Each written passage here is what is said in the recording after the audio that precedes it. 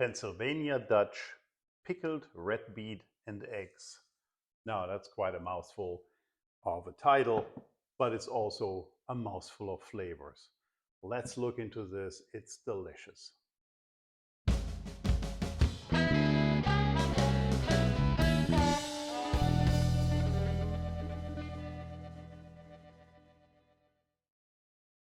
There's a bit of misunderstanding about Pennsylvania Dutch because a lot of people think Dutch means those people came from the Netherlands, but it's not exactly true.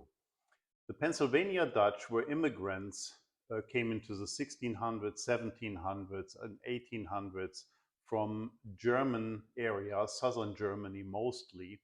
And at the time, every Germanic language was called Dutch. But it has to do too that a lot of those immigrants came from the area of Palatine Germany, Pfalz, the Pfälzisch people, and they called German, Deutsch, this is a German word, Deutsch, they pronounced it Deutsch, which sounds sort of like Dutch. And therefore, it became more and more popular to say Pennsylvania Dutch instead of Deutsch. And the language spoken there, still available today, is the Pennsylvania Dutch language, was a combination of this Palatine German, other southern accents, other southern German accent, and English. All this combined made this really interesting language. But now that's enough about history. Let's talk about food.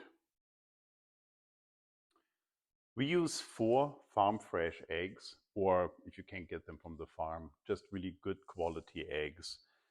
We use beets, and I have here medium-sized beets, 3. So what you want is approximately 3/4 of a pound or up to a pound. And we have sugar, 3 tablespoons of sugar. We have 1 tablespoon of kosher salt, 2 teaspoons of black peppercorns, dill. I have 6 or 7 sprigs of dill, garlic, and I used here 4 cloves. I mean, you can use more. I like a lot of garlic, or a little less. You can balance that out. And we have apple cider vinegar. We will use 1 cup of apple cider vinegar, and we will use 1 cup of water. But the water will be the one which comes from when we are boiling the red beets, because we want a little bit more of that color in there too. And on the end, we have a shallot. And I do not use onions because onions are too strong in taste for that. I use a shallot. Shallot have a more delicate taste and are sweeter. And the sweetness goes really well with our pickled eggs here. The amounts I'm using are calculated for the container. I have here a jar, a 1 liter WEC jar, and that will pretty much fit in there. You can use some other jars, for example, leftover jars from fruit or sauerkraut or what have you, and then recalculate of what you need on the end for that. So that's all we need, and now let's start. We take the whole beets and cut the ends off. Here I cut already the leaves off. Don't throw those away. You can see another recipe I have how to use them. Can make really delicious meals out of those. So just cut the ends off. And I want to warn you, once you handle a red beet, the color of the red beet, if you get it on your clothes or something like this, it's not coming out, so be a little bit careful. Wear an apron. Cut it off, and I washed the beets really well because we will peel them eventually, but the water where we boil them in, we'll use that to add water eventually to our pickled eggs. So make sure they're really clean, scrubbed off a little bit, cut off what's not too nice, and then put them in the pot. So just cut the ends off and put them in the pot, and then we'll fill it just with water, so just it's above the beet. You don't have to add anything, no salt or something like this. Just add some water and boil it. And you want to boil it for approximately 40 minutes, 45 minutes, and that's plus minus depending on how big they are. just take a paring knife and stick that in there and see how tender they are. We want, of course, a very tender red beet eventually, because that's the way how it comes into the glass. And while the red beets are boiling, we will prepare the eggs. Now everybody, we need hard-boiled eggs. Everybody makes them a different way. I heard a million different recipes.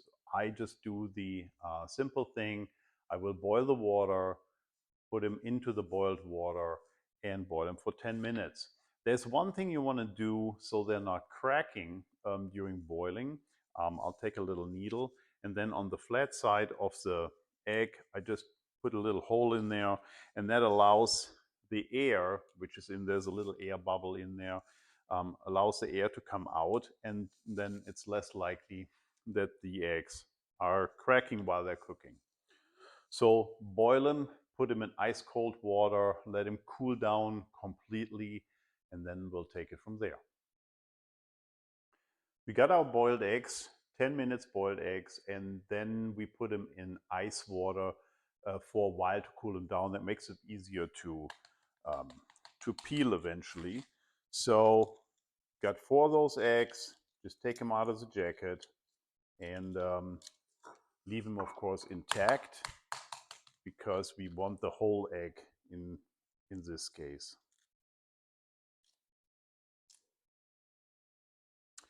The beets we cooked for around 40 minutes.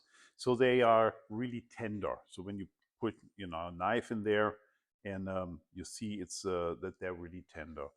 We preserve some of the liquid. We boil them in because that's something we use eventually instead of water to get it a little bit more color.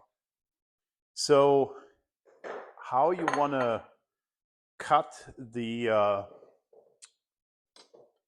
red beet depends on the size you like to eat it.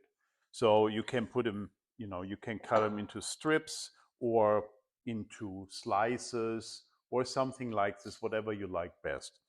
Depending on the size, for example, I like slices, or since they're a little bigger, I like half slices. And so cut them like a 1/4 inch thick slices, something like that.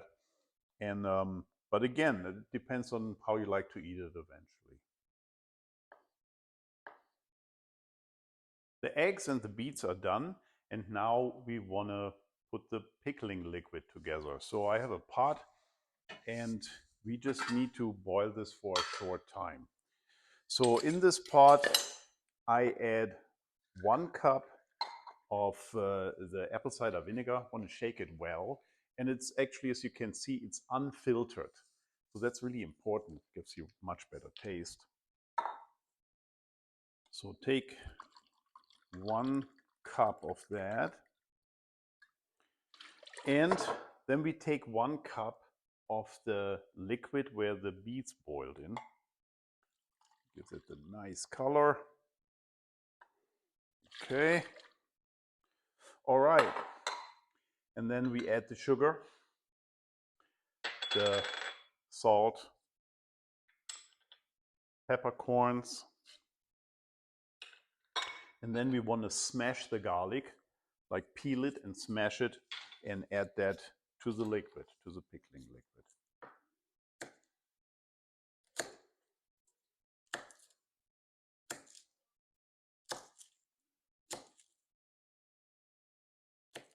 When you smash garlic, it's actually easier to peel, or it peels automatically. When you smash it a little bit, just take the jackets off, here too. And you can smash it well because you want it really, boiling out to get all the flavor from the garlic into your pickling liquid. So, okay, just add them to the liquid and put it on the stove. And again, you want to boil it until the sugar is dissolved in there. So that's approximately 5 minutes. And then you want to let it cool down a little bit. You don't want it too hot before you put it in the jar with the eggs together, so you not boil them longer or something like that, and it's better to handle. So 5 minutes boiling, 15 minutes cooling down. While the liquid is boiling, we want to chop the shallot. And the question is also here, what size do you like, or how to chop the shallot, and that's up to you. That is how you eventually like to eat it. So I like just, small rings, like flat rings, because the shallot is, of course, much smaller than an onion, and therefore we don't have to really chop it into pieces or something like that. So I got the shallots peeled and just like making flat, like little discs, little slices, or like some pieces if you want to, just the way you like it.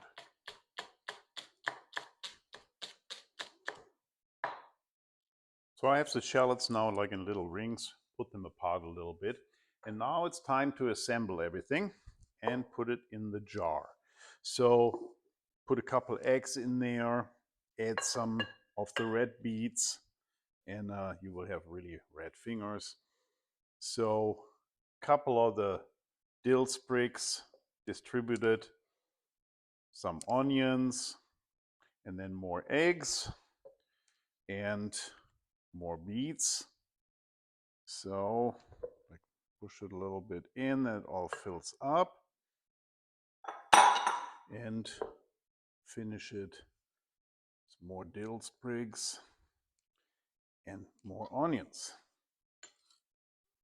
So see, it's full. Again, that was a liter vac jar, 1 liter volume, and obviously if you have a smaller glass, you want to adjust it or more, depending on.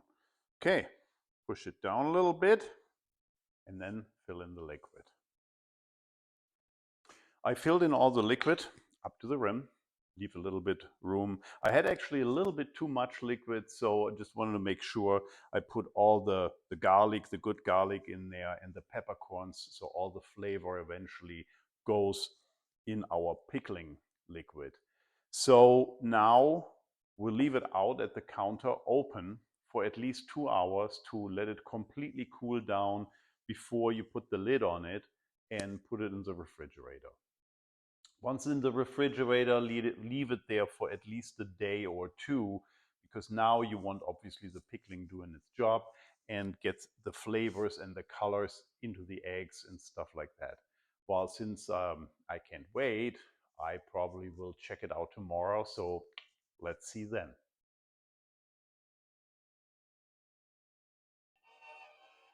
The way I like to eat them is basically on top of a salad. I have here a little bit like arugula, and look how nice the color came out on these eggs. I mean, they're completely pink, and the red beets. And then I put like a little bit cottage cheese on it. Gives you a nice crisp like addition to this salad. So let me try those now. Now it's great flavor, that sourness and sweetness in there.